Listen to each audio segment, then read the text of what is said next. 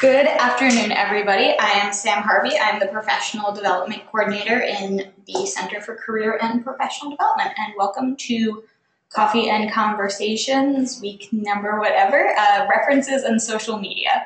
So this is an ongoing webinar series that we have happening most Mondays, at least for a couple of more weeks into April. You can always sign up for these. These are posted on the ccpd.pratt.edu events page. And we also record all of these and put them up on our YouTube channel for you to look in the future.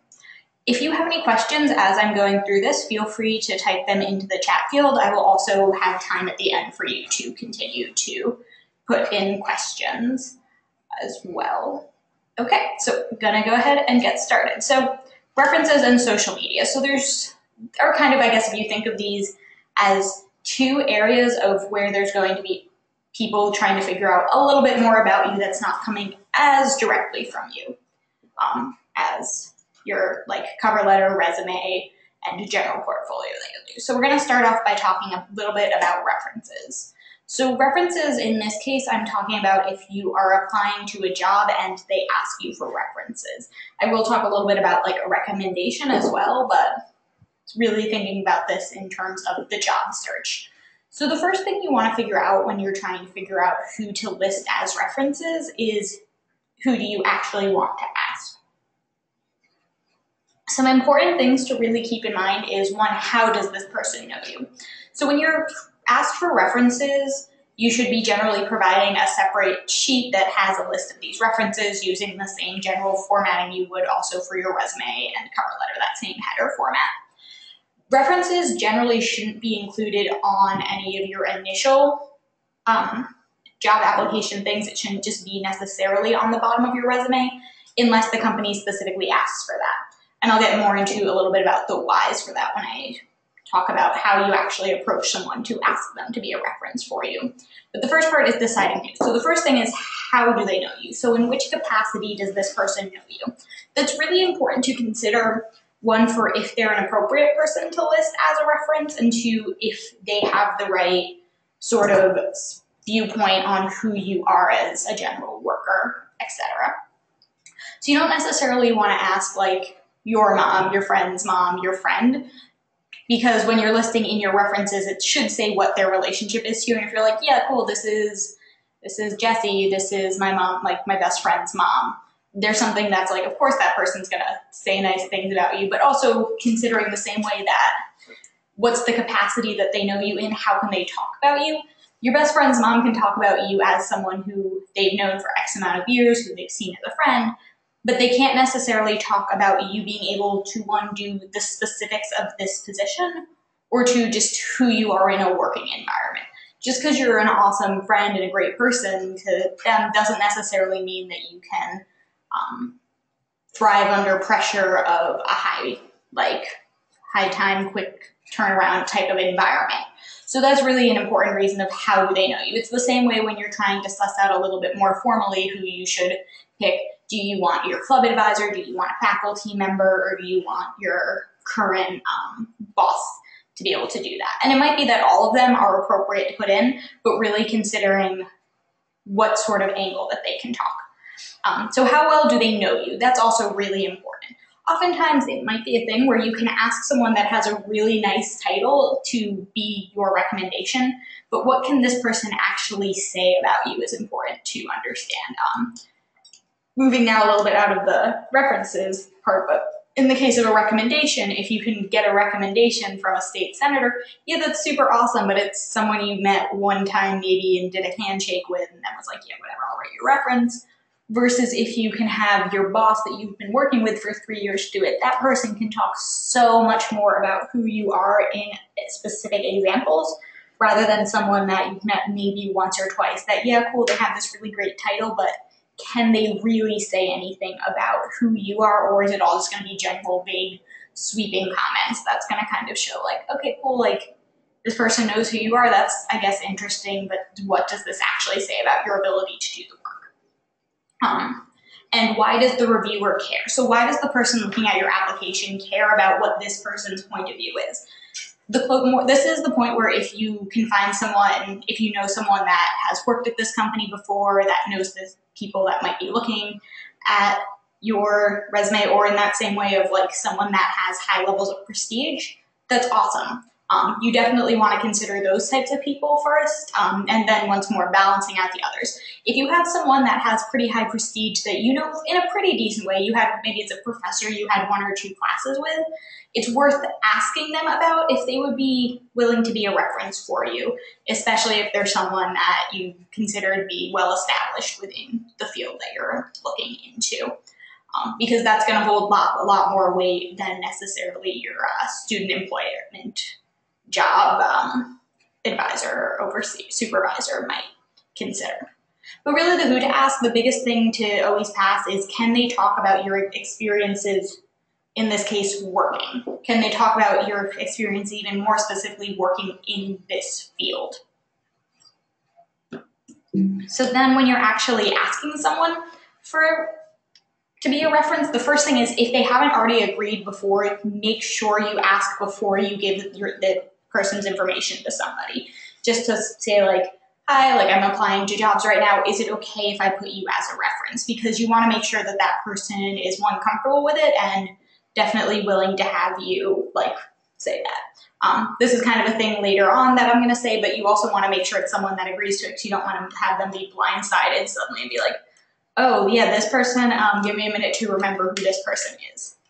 Then subsequently, and if someone has already agreed before, you don't necessarily have to ask. It's definitely the more you can ask beforehand, the better. But once you give someone's information as a reference, let them know that you gave that out, because then they can prepare themselves for if a company calls them. And in that same statement where you're letting them know, like, I put you down, here's the position, provide them with, one, a job description. So what is the job that you're applying to? What's the company? A summary of your accomplishments, anything you would really like to make sure that they are aware that you have done, or even just to remind them things that you did for them, especially if it's been a couple of years since you've worked for this person or with this person. You want to make sure that they understand a little bit more about who you are, and provide an updated resume for them as well, because that's also going to show your accomplishments. And this is a really good way, because they're going to know that you're probably, if they've agreed at this point, they're probably like, yeah, cool, I really like this person. But they want to be able to pull from specific things that you have done in order to let this person on the other side of the phone know, like, yes, you should hire this person. Not because I can say nice things about them, but because I can also give concrete examples about this. This is also why you don't necessarily just want to have your references listed at the bottom of your resume or cover letter just all the time, because then you have to, every time you apply for a job, you should be letting these people know that. If the company specifically asks for it, you can definitely put them on there. They'll usually let you know when they're going to be checking references. You don't need to be like, cool, I applied to this job, they told me to put references on, they may or may not call you, I don't even have an interview yet, who knows? But otherwise, a company will let you know when they are far enough in the process that they need your references, and then you can send them that separate list of who it is that you would want them to reach out to. And that's the same thing as just, it's really good probably to have just a running list of who your references might be, and then you can tailor it down for the specific jobs that you are looking into. So just some other small things as far as references go. So the letter versus the phone call. So oftentimes you'll get people that are totally like, yeah, after you finish working, like, I would love to write you a letter of recommendation at any time. Just let me know. So the letter of recommendation is something, usually if you consider, if you're applying for scholarships, if you're applying for awards, they're often going to want a letter of recommendation. Versus a reference check is going to be actively calling these people to have a conversation with them. As far as letters versus phone calls, the way I generally see it is the letter doesn't necessarily replace the phone call within the reference check. It's a great thing to have, but a letter of recommendation isn't necessarily as necessary for a job. The big thing with that is I would say the majority of letters of recommendations I've seen written for jobs is that the person wrote one letter of recommendation for this person to just continually use, and therefore it's not specific to this company, this position. The more specific that, and this will be a running theme throughout all of these conversations, but the more specific you can be to the job that you are actively applying to, that this person is looking to hire for, the better it's going to be. So you get that more specific thing if they're having a phone conversation with this person or even an email conversation, rather than them just writing you one blanket thing to be sending out to everybody. After someone has agreed to serve as a reference to you, whether or not you know they get called, whether or not you get the job in the end, thank the person afterwards. It doesn't need to be a big to-do every time, but just letting them know you appreciate them taking the time out of their schedule to talk to people about your accomplishments and that you appreciate that they're willing to do that for you. It's definitely an important thing if you consider wanting to use this person as a reference in the future, because if you're kind of very flippant about it and being like, yeah, cool, of course you said you were going to do this, why would I, yeah, great, thank, whatever, but don't actually ever follow up and thank them or let them know you appreciate it, they're going to start to feel a little bit sour about doing that. I mean, hopefully you're not having to ask references all the time, but you want to have people that you can kind of turn back to, and then also over time you'll obviously be getting more people on your list of possible references. And never assume that just because you worked with someone that they have only great things to say about you. The point of the reference call is for this person that is doing the job search to see if this person might have any concerns or anything to know about. It's really important to make sure that it's people you are 100% sure liked you and liked working with you. And that feels that they can say positive things. For the most part, if someone doesn't feel like they can say positive things, they will usually decline being a reference if they don't know if they would be able to be truthful in a positive way that would actually help you out. In which case, thank them for being honest about not feeling like they could give you a positive reference and not just taking it and then using it as a chance to say negative things about you. But also it's good to be aware of anything that may have happened in this previous position that might come up during that conversation that they have. Okay, so now I'm going to just kind of turn gears and go more into the social media aspect of this.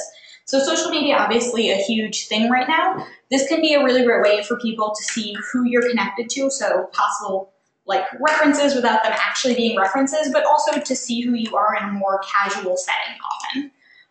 So one of the most important things to keep in mind is the idea of what is your private stuff and versus what is your public thing. So be 100% aware, and you've probably heard this a million times, but be aware of what your privacy settings actually are.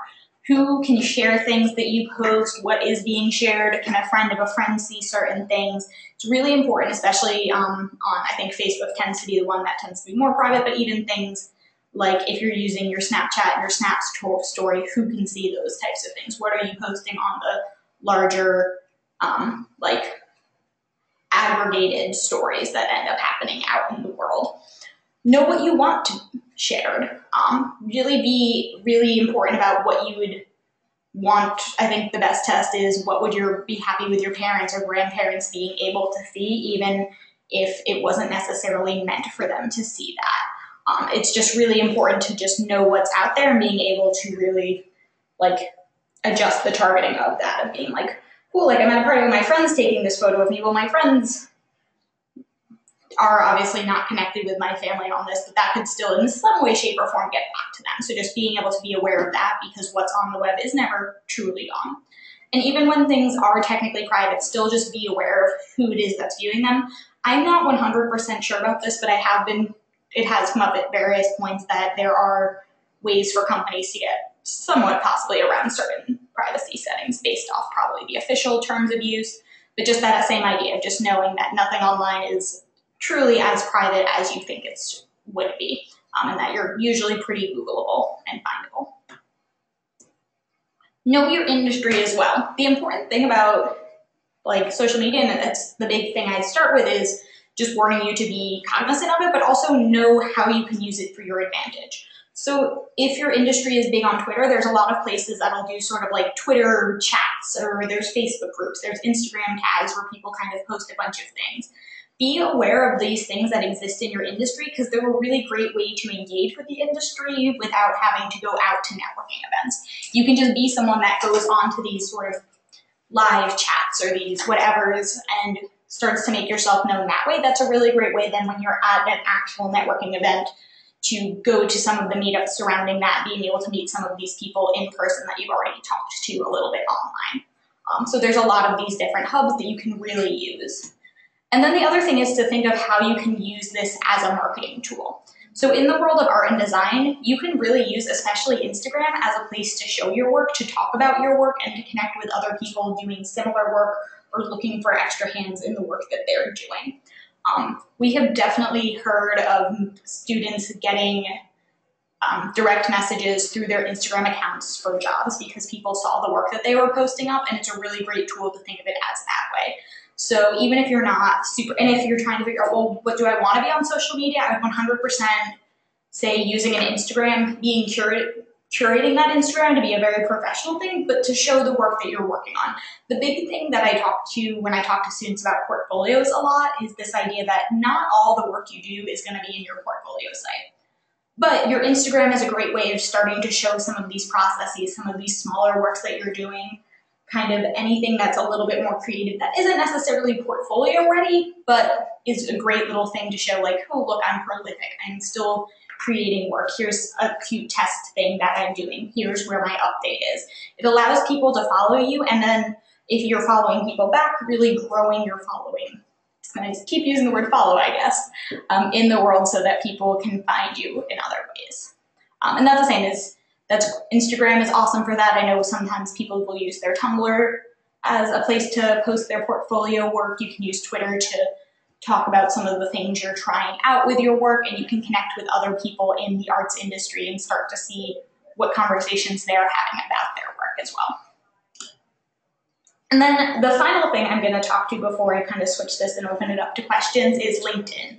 So LinkedIn is something that I talk to students about a lot, and if you don't have a LinkedIn account, I would 100% recommend getting it. LinkedIn is good for more than just you posting up your information. It's really good for looking for people. There's some general things on there that will allow you, one, to look at Pratt alumni, to be able to see where our alumni have ended up, what sorts of titles they have, and what kind of companies they're working in. You can also use it as a way to look up job paths. Look up the people that are doing what you want to do, see where else they've worked, see what other titles they've had, and then start to use that as a way of figuring out your next steps. And it's another way to connect with people. It's a way to find people within your industry and reach out to get advice from them and information about how you could possibly end up working at this company that they're at as well. Okay, so that's my general spiel. These are usually really quick. I'm gonna stick around for questions, put them in the chat.